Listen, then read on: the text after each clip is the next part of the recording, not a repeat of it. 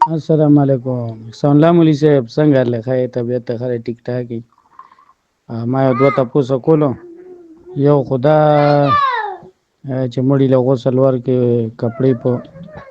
او په کپړو لګي کنه نو په دغه کپړو باندې مسکیږي کنه دویم دا دی چې دغه دی چې کله باراني کنه او په عذر د وجې نه جمعات کې جنازه کوي دا به څنګه کوي دا کټ په بار یا امام بدن یا څنګه حساب وي کټ خدا نه نشوړل کنه څنګه حساب وي دا جواب را لاله نظر راکا السلام ورحمۃ اللہ وبرکاتہ۔ آپ نے اس میسج میں دو سوال کیے۔ پہلے سوال کا جواب یہ ہے کہ غسل دینے والے کے جسم پر دوران غسل میت کے پانی کے چھینٹوں کے بارے میں حکم یہ ہے کہ یہ معاف ہے،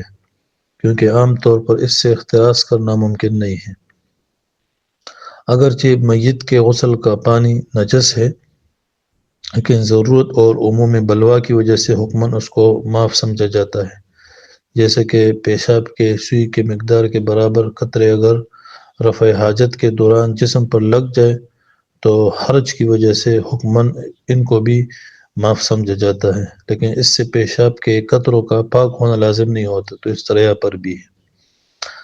اور دوسرا جو سوال آپ نے کیا اس کا جواب یہ ہے کہ بغیر عذر کے مسجد میں نماز جنازہ پڑھنا مکروہ ہے،